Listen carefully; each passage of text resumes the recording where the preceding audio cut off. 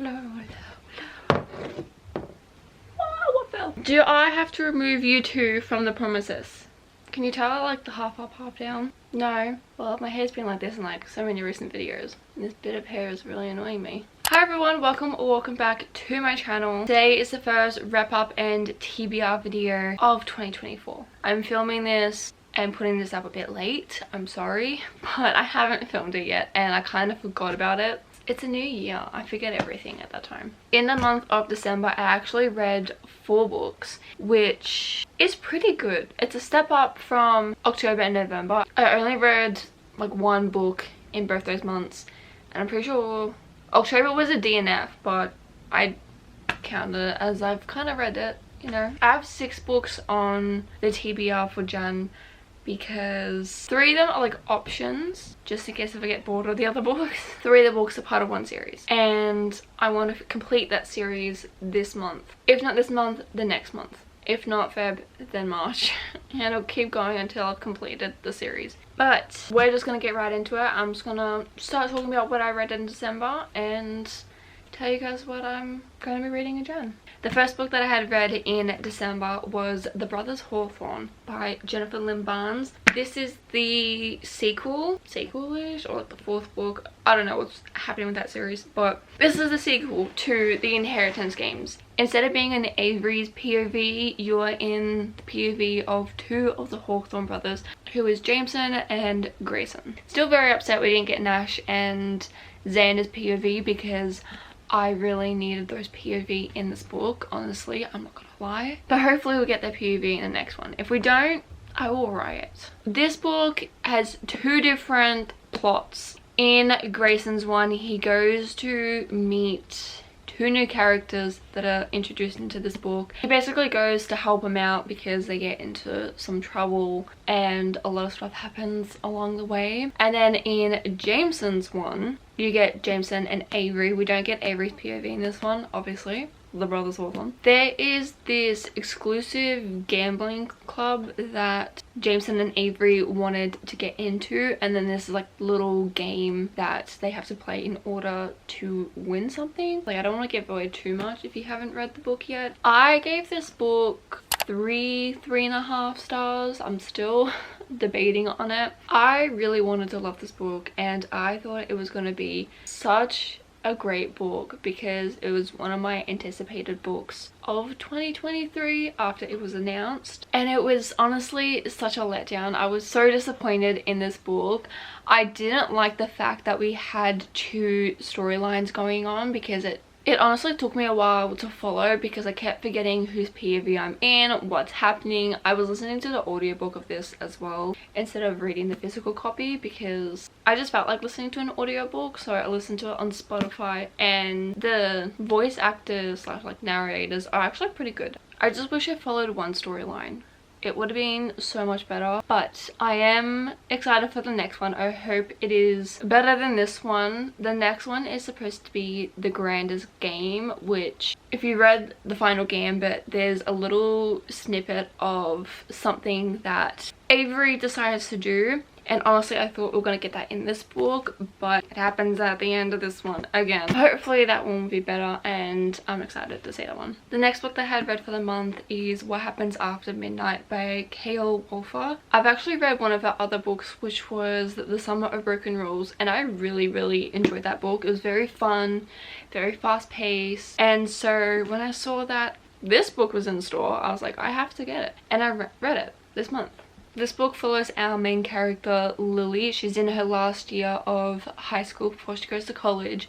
And usually at the end, or towards the end of high school, there is someone who is picked as a jester. And so they do like a whole school prank kind of thing, and no one knows who they are. And the jester is allowed to recruit some members to help with the end of year prank, and Lily gets picked to help out, and she finds out that the jester is none other than her ex-boyfriend Tag.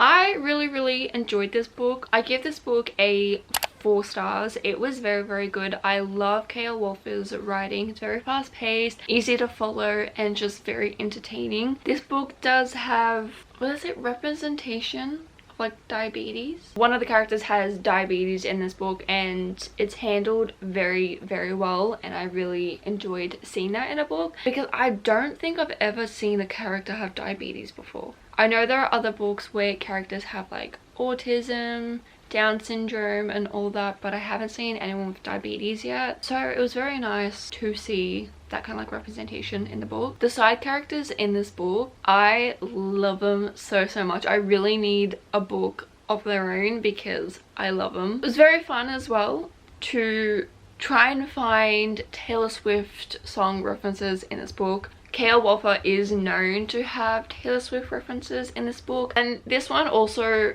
as well has Schitt's Creek references in it. The Schitt's Creek one are very out in the open, like, you know, because they do mention it, quotes and all that from the show, and so that was very fun to see, and I loved that. The next book I was very excited to get because it came out in December, and I kind of forgot that it was coming out last year, and I was like, oh. So I immediately went to go buy it and read it in one sitting. It's a graphic novel, so it wasn't going to take me that long, but I read the 5th book in the Heartstopper series. Can't believe this series is almost over. We got one more book and that's it. That's very sad, but at least we're getting the show, which is going to be fun.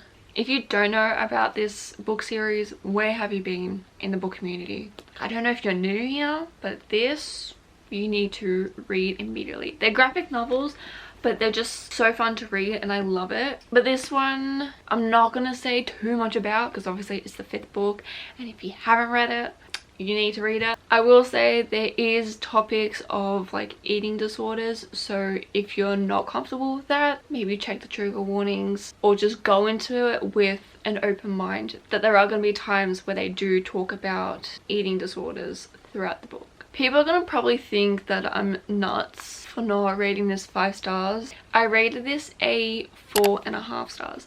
Listen, I love the books so much, but this one I was just a bit like, it's good, and I love seeing Nick and Charlie and all the other characters in the book. One of the main topics in this book, don't think I just really needed a whole book of the topic. Like, I mean, it's fine, it's a natural thing that happens in real life obviously, but I just don't need a whole book of being like, are they gonna do it, are they not, do it, are they not, and then at the end like, woohoo, they kind of did it. Yeah. And also I love when books, they have affection, but when it's very PDA, just need to turn it down a little bit. Like, I know they're in high school and it's their first time being in a relationship, but it just kind of makes me a little bit uncomfy when there's a lot of PDA and I'm just like, okay. But anyways, I really did enjoy the book. Despite some just little things that I wasn't a fan of in the book, I still enjoyed it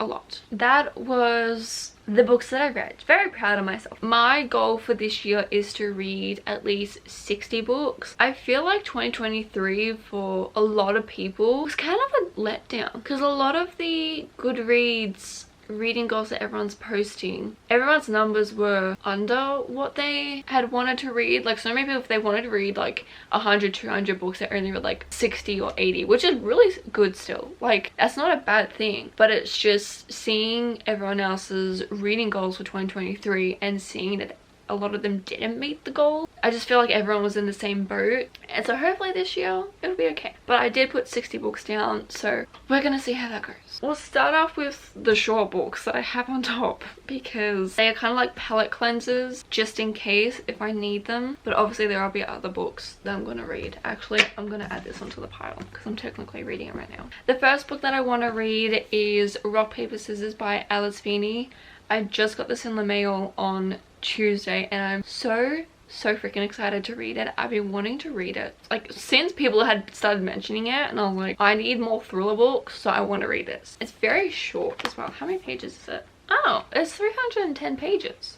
That is not long at all. But I mean, when you're reading a thriller book, you don't want to be too long, you know, and you want it just be nice, short, simple, have a great plot twist, get you a bit creeped out, because that's what I want from thriller books. I love the feeling of being creeped out. I feel like every other book that I've read is like a psychological thriller. This could probably be the same, I don't know, and it just messes with your mind. But yeah, that is the first one on the list. I'm very, very excited to read it. I can't wait. The next one going on with thriller is Never Lie by Frida McFadden. I had read The Housemaid last year and I really enjoyed that book. It was really, really good.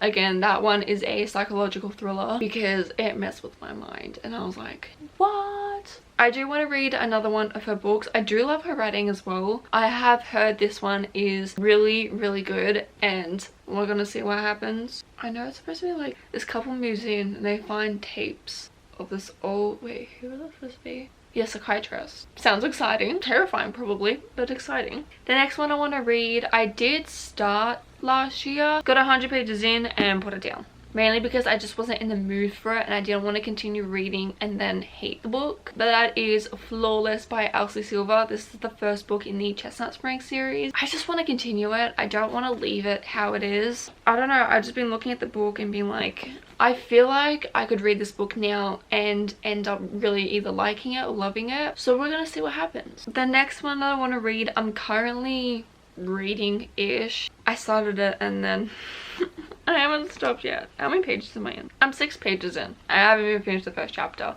But that is Percy Jackson and the Lightning Thief. I'm trying to get into the Percy Jackson series because obviously the TV show had just come out 3 weeks ago. I'm wanting to read the books and, you know, see how different it is from the TV show and the book and all that and see what's happening. I'm just not loving how this is like a brick, so I have to crack the spine, and also the page at the bottom is kind of ripping. Probably can't even see it, but I'm a little bit scared the pages are going to start falling out. Hopefully not. Once I finish what I've got left of Bad Blood, I will go and continue this book. The last 3 books that I have, can you tell that they're missing from my shelf? Yeah, so I want to finish off the series. You're probably thinking Heir of Fire, Queen of Shadows, and I'm missing 2 books in between.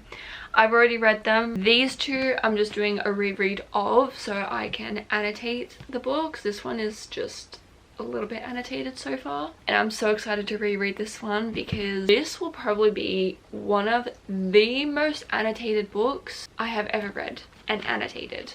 Besides Empire Storms, I loved Empire Storms as well. It was so, so good. I've got those 2 to reread. And then we have the thickest book I'm probably going to ever read in my entire life, which is Kingdom of Ash. This is almost 1,000 pages. Do I think I'm going to be able to complete this in 1 month? Absolutely not. But we're going to give it a go. Hopefully I get to it. Like, look how floppy that is. And I love that for a thick book like this. This will be my first time reading this book and I'm going to be absolutely terrified. I know that this book is going to destroy me and heal me and destroy me again and destroy me and heal me and destroy me. We're gonna see if we get to it. I didn't get to it last month just because I looked at it and I was like, no thanks. That is it for today's video. I hope you guys did enjoy. If you've read any of these books from my TBR or my wrap up, let me know if you enjoyed them. I hope you guys enjoyed. Don't forget to like, comment, subscribe, all that YouTube stuff, and I'll see you guys in my next video.